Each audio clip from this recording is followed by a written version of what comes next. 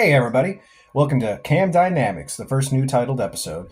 I'm your host, Zach Riley, and today will be a special, shorter episode where I will be reviewing The Acolyte, the first season and the final episode. Now, overall, I think you guys have already known that I haven't really been enjoying this show. There's been elements to it I have liked, but those really haven't been outshined as opposed to the bad ones. So, the overall show doesn't have a good story. There is no real story to be told about. It was originally told it was going to be a murder mystery. There really was no murder mystery. We knew from the get-go who was killing people, and there was no mystery as to, I guess, why once you find out in the third episode. And even then you're like, well, that's really no reason to kill the Jedi. So it's really unfortunate that the show didn't work out because I really wanted to like it. um, the writing just needed to be stronger. The overall story just it wasn't there. Like I said, there are elements that were good. A murder mystery would have been cool if executed correctly, but it wasn't. Especially if you were going to go after a Jedi. And when you get to the last episode, which is just titled Episode 8, if you guys haven't seen, there's no official title for it like we've gotten for the last seven.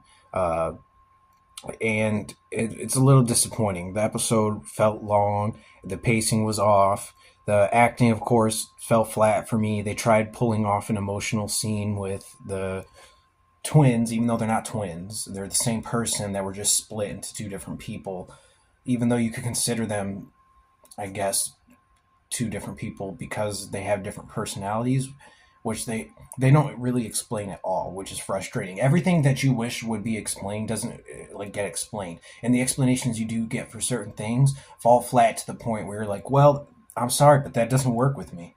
And then everyone kind of called it at the how this episode or a series was going to go. You already knew who Smilo Ren was. I don't know his name, don't care enough to try and pronounce it. uh, you knew where Osha's story was going to go, and primarily how May's story was going to go. Even though they try to subvert expectations, it's more annoying than it is anything else. So overall, you just feel disappointed, let down, and you're left with more questions at the end than you have answers with. And the story that they try to tell doesn't get wrapped up at the end. They obviously felt like they were going to get a season two that they were going to continue telling the story with. That's really stupid. I don't know why people do that. Tell the story you need to tell within the allotted time that you know you have. Don't count on getting a sequel or a second season to whatever you're doing. Tell the story you need to tell, because ultimately at the end of the day, that's what will help get you a sequel or a second season, so you can tell more story or add on to the story you were already telling. Amanda Stenberg just fell flat for me. I'm sure she's a good actress in other things. I haven't seen her in other projects she's done, though. But her acting in this fell flat. It was emotionalist. When they tried to do an emotional scene between her and herself, which again, I was so uninvested in her character or characters that I would actively skip like 10 seconds. Like, all right, let's get back to these other characters. I'm more interested in what you guys are doing with them than this. And I really don't care for the other characters either. I was really invested in Soul at the beginning, but then he just kind of became one note and he just always became this sad, pathetic version of what we thought he was going to be in the first few episodes. And he really kind of just turns into Finn from the sequel trilogy. He's just always yelling at in the last episode, May, May, May, and it's really a letdown that they did that to him. As you can all assume and guess, the last episode we go back to where we left off with episode 7 with Osha going to try on Darth Smiley's helmet, and they do this effect where she puts it on and he kind of smiles at her at first and then acts like something's wrong. She goes into this seizure state, and he does too, and then he goes to attempt to try and take it off her. It was really weird. I thought I didn't know what they were doing that for. And after that, she says she saw a vision of May holding a lightsaber out towards Soul. But I automatically knew right from the get go, that's not May, that's you. Like, I already know what they're doing with this. It's been predictable. It's been sloppily written this whole season where you're gonna go bad, and she does eventually go bad. But before we get to that, we get a scene with Soul and May back on the ship where he's about to tell her the truth about her and Osha, which is that they're not twins. They're the same person. They were just split when they were created from the Force from their mom.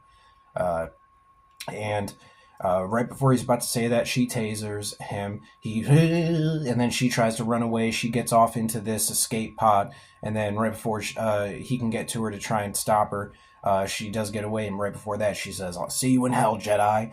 Really weird last line to say. And then she gets in the escape pod, and then she puts on this pilot's helmet for no fucking reason. Like, she doesn't use the comms in it. She's not using it for any like practical particular reason within the show or the Star Wars continuity of why the helmet exists. So that was weird. And the actress just looked really fucking stupid in it, if I'm being honest. Like, it looked like it was too small for her head. It didn't fit properly. It looked like it was a toy on her, and it was, I won't say unsettling, but it was just very unpleasing to look at to the eye. So, and then we actually do get this really cool Star Wars chase within this like asteroid field of different like rocks. It was really cool. It was really, I will say, that was probably the most movie esque I've seen these TV shows get. And I'll just say, period. I don't think I've seen The Mandalorian get really cinematic like that did.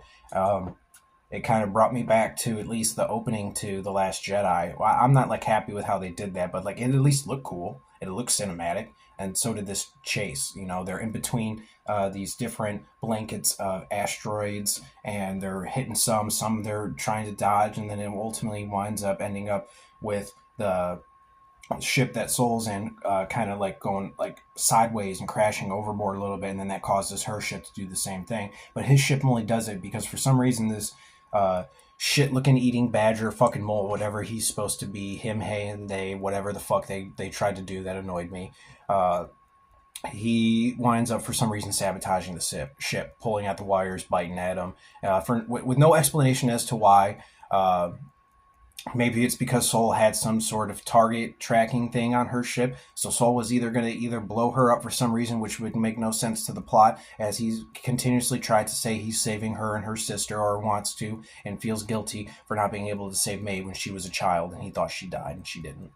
So like everything's so fucking convoluted at this point, plot wise, character wise, motivations, the reason why characters have are choosing to do what they're going to do going forward. None of it fucking makes sense. There's no continuity in any of the writing whatsoever, or the acting choices between actors. I haven't enjoyed one single actor in this except for when we get to like near the final end and we finally see a fucking Senate member pop up. And for those of you who don't know, the Senate member was played by the actor who played Martian Manhunter, John Jones, in the Supergirl CW television series. I can't remember the actor's name off the top of my head because I didn't really care for the Supergirl show too much.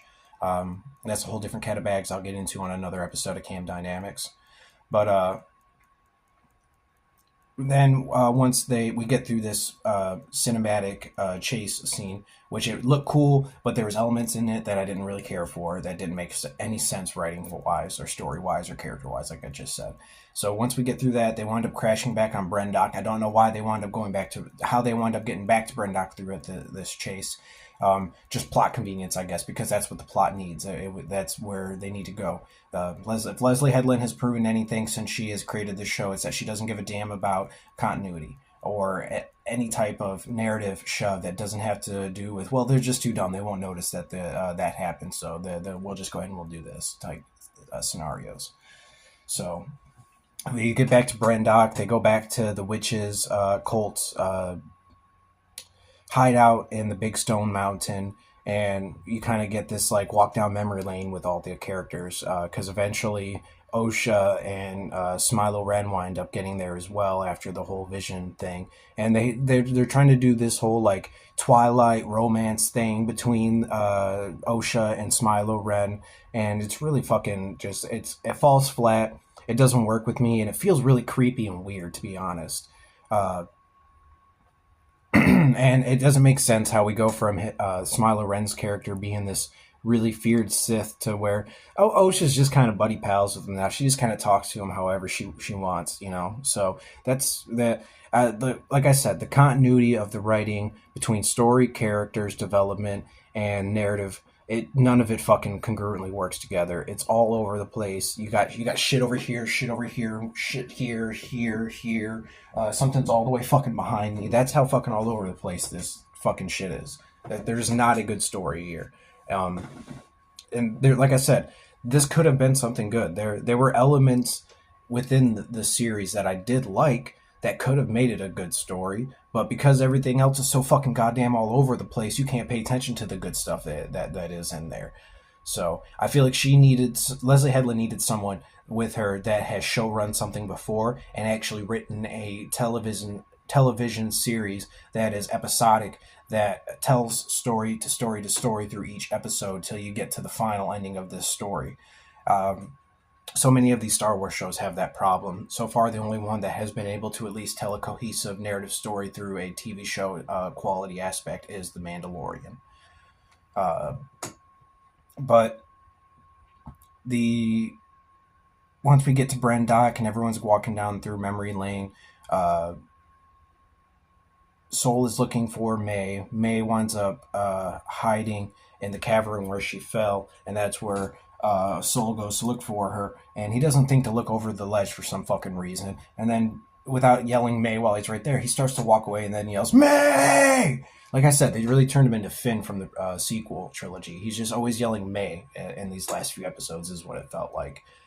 Until we eventually see that Soul meets up with Smilo Ren. They have this really cool fight. I'll give them that. It was cool, but if no one else has pointed this out in their breakdowns or videos, they freaking copied the fight with Soul and Smilo Ren solely after the Fix It in Post video that channel did, where they recreated the fight between Darth Vader and Obi-Wan Kenobi, and they made it this epic fucking battle, and they went down this hallway, they had their lightsabers fucking hitting the walls, the ceiling, and they had all the sparks flying everywhere. Like, if you guys got to rewatch that and let me know if you guys agree with me. Do you think that they just straight up copied that one hallway fight sequence that they had Soul and Smilo Ren do from that Fix It in Post scene? The scene's only like, I think, 5 to 6 minutes long, maybe, or just maybe like 4.5 minutes long. So let me know what you guys think. Go check that out and then rewatch that and let me know what how you compare them. If they did copy it or if you think they did enough to make it their own. I personally don't think they did. But then they get into this whole crouching tiger, hidden dragon type of wire fighting after that, which that was kind of cool. But at the same time, why are we seeing all this stuff in Star Wars 100 years earlier that we haven't seen in later Star Wars? Like, this is stuff that still gets passed down. So, like, that's in terms of continuity makes no fucking sense either. The way she tries to break continuity with how Anakin was the original chosen one in the original convergence, solely just him, to now he shares it with these two fucking twins no one's interested in. And then she doesn't give a fuck about Kiadi-Mundi's birth, appearance when he's born and what he knows. Like, we can get over the fact that maybe you guys changed his birth year, but it's the continuity of what he knows that is what has everyone fucking pissed off. You know, he knew about the Sith and how this was 1,000 years of peace, so it makes no sense that he wouldn't fucking know about any of this the way you guys wrote it into the TV show. But then after we get through the whole Crouching Tiger, Hidden Dragon fight, we get to this pointless fucking fight with May and Osha, how Osha tells May how she blamed her for what happened to them and how their home got burnt alive. Like I said, it's a pointless fight. They do all this slow motion stuff with them, and within the fight, their fighting is really good. But at the same time, I'm thinking, why haven't we seen Osha fight like this at all? We've seen May fight like that before, but not Osha. And all of a sudden, we're just seeing her do all this really cool martial arts stuff. Didn't make sense. Didn't add up. Sorry, but it didn't. And then after that, May leaves Osha after she kind of wins their little spat. And then Osha goes and sees May confront Soul after he kind of beats Smilo Ren in their fight and gets him to admit what he did. And then that makes Osha all of a sudden not trust him anymore, which I can understand the not trusting him. But for her to completely go to the dark side the way she did just made no sense with how they've set her character up as to where she's supposed to be the good guy of the series. And as predictable as we all thought it was going to be, she became the bad guy. She bleeds her lightsaber crystal, which I know not everyone's a fan of. It doesn't really bother me as much as it does other people, but I do prefer the you have to go get your Kyber crystal. You have to earn that right. Uh, I like that more than the bleeding. So, um, but she does what supposedly everyone is saying is the first force choke. I don't know why this was relevant to make this the first force choke. It makes no fucking sense because it seems like all Leslie had wanted to do was just make this Anakin Skywalker before Anakin Skywalker. So Osha force chokes Soul, and he lets her know it's okay, you can kill me. And right before she even gets to the force choke, he tries to let her know and like say, I know I messed up, but I did it because I cared about you guys. And he right before she chokes him, he goes, I love you, and she starts choking him. So she eventually kills him, and she grabs his lightsaber. She gets confronted by Smilo Ren after he does it. She pulls the lightsaber out, turns it on, and then it turns from blue to red. And while she was choking Soul, you could see the crystal being bled to red. So a lot of people are up in arms about that. That doesn't bother me as much as just the continuity of character storytelling they've tried to do, and they've failed at. So ultimately, she kills Soul. Soul falls down like a fucking sack of potatoes. There goes the one character everyone liked and probably would have hoped would have made it to the end of the series. Then Osha and May try to escape. Smilo Ren hides because he can feel that he got sent by the other Jedi that have arrived. The other Jedi, by the way, are the ones that we have seen back. I don't know why I'm forgetting the name of the city, but the city where the Jedi mostly hide out at, where their main headquarters is. I'm gonna get shit in the comments because I fucking can't remember the name of the city, but they ultimately go to the planet because Soul turned on his tracker back on. So that's how they find him. They go there as soon as their ship lands, and they take forever to get to him. So there's like no fucking reason why they need to be there at all. And as soon as their ship lands, the green lady that Leslie Headland's wife plays immediately goes, huh, how are you alive? And I'm assuming she's talking about fucking Smilo Ren. Like, we all fucking had already guessed at the beginning of the series that that was probably her Padawan because she's been acting sketchy the whole fucking show. So, and then, like I said, they take their sweet time to get to them after her fucking Soul dies and all that. And in the middle of the fight with Smilo Ren and Soul before Osha and May get to them, they see the ship coming by, and Soul kind of gives him this look like, oh, you guys are done for now. And then Smilo Ren tells them they're not here for us. Like, they're here for you type deal. And then the Jedi eventually find the temple. They get there. They find Soul's body. Osha and May are trying to escape and get away. Smilo Ren's being creepy and stalking his old master. She doesn't sense him for like 5 minutes for some reason, then looks up and he's gone. I've heard some people say it's because he didn't have the helmet on when she originally sensed him, and then when he was stalking her, he had the helmet on, and the helmet supposedly blocks out other Force users from being able to sense you. So I'll give you that. That kind of makes sense narratively, but that's about the only thing that's made sense so far. So, and then after that, Osha and May wind up getting out of the temple that their old village was in. They go to the stupid ash tree that you originally see them as kids that they're under when they start fighting, and Smilo Ren meets them there. Osha agrees to go with him as his student if he helps May out. He agrees to, but in that he decides that his version of helping her is wiping her memories. Why this isn't something he's done throughout the whole show to the other Jedi while he was fighting them, I have no clue. Plot convenience. That's all it is. It's all it's been with Leslie Headland so far. How do we get from one point to the other without not ignoring the continuity we've set so far, or the continuity that's been set by George Lucas and previous fucking filmmakers? It's really fucking annoying. It's really frustrating to have to deal with and listen to constantly. So, once that happens, the rest of the Jedi that have come as backup eventually find May sitting at the tree by herself after Osha and Smilo Ren leave. The one Jedi that we see that confronts her about it, he looked really weird to me. Like, almost all the Jedi in this so far, besides the four that have been murdered, have looked fucking just like they have not looked like Jedi to me. They looked like fucking your average Joe you could see at fucking a gas station at Mobile. So, but he walks up to her, says all the crimes she's done, and she goes, "I've killed someone?" And he gives her this look of, "Oh, she doesn't remember what." Like, how would you fucking know she doesn't remember? Like she could just be fucking with you for all you know. So, like, that's another point in the writing where, like, Jesus Christ, this writing is so goddamn fucking stupid. It's really annoying to have to listen to all the time. If this gets to season 2, I'm not gonna watch it. I'm sorry, I can't do that to myself. I went through 8 episodes of agony trying to get through this shit ass storytelling, this pacing that was off in multiple fucking sources of it.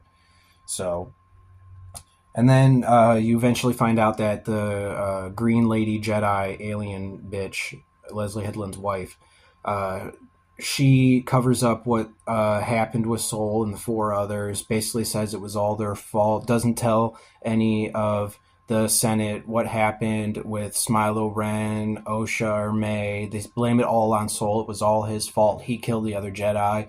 That, I gotta say, at this point, I was really fucking fuming at the end of this episode. I was trying so hard not to fucking yell. And then it ends with her going to Yoda at the end of it and saying, "I'm sorry to disturb you, Master." And the camera just pans down and you see the back of this puppet's head.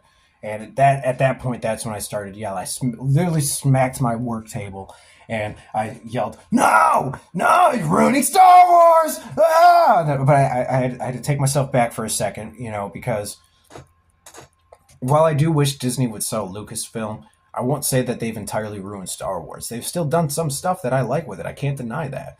As much as Disney has fucked up Marvel and Lucasfilm, they have done a lot of good with them over the last few years that they've owned them. Now, I'm not saying the sequel trilogy, but, maybe The Mandalorian. So, and I did like certain episodes of Ahsoka. I didn't like the overall show altogether. Maybe season 2 will be different. You never know. We'll have to watch it and find out. That's something I will be watching a season 2 of. There was enough of that I liked that'll get me to watch a season 2. There was not enough of this to get me to watch a season 2. So, sorry, but this one was a fail. So, overall, I have to say, disappointed, let down. Aspects to it that were good, but were overshadowed by all of the crappy writing, bad acting, pacing that was just totally off. This was $180 million, guys, that went into making this. And I can't tell you at what point that I saw every bit of that $180 million, except for maybe that chase sequence in this last episode.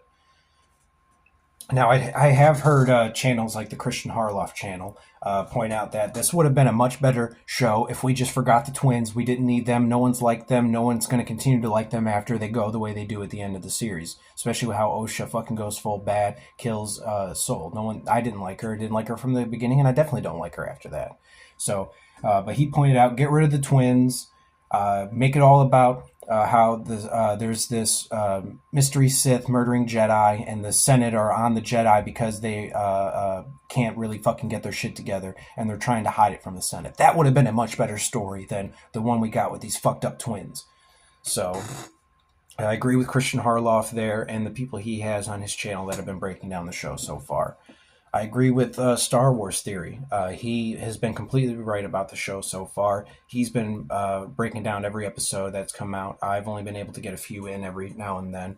So, but overall, that's all I got for you guys for this. This was the Acolyte, unfortunately.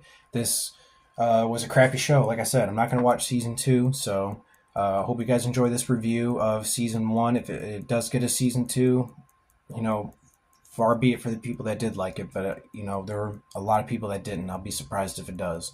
So, all right, guys, this was Cam Dynamics. I hope you guys enjoy. Have a wonderful day. Love you, and peace out. I'm out of this world. Understatement. Overall, we topple mountains, blowing down your Appalachians. Capsule in my Easter basket, keep us inside of your prayers. Partake in the devil's nectar, livers in need of repairs. More stubborn than most, couple of folks following the oaths, poking holes in your boats, leave you in comatose. That's all she wrote. No, that's an overdose.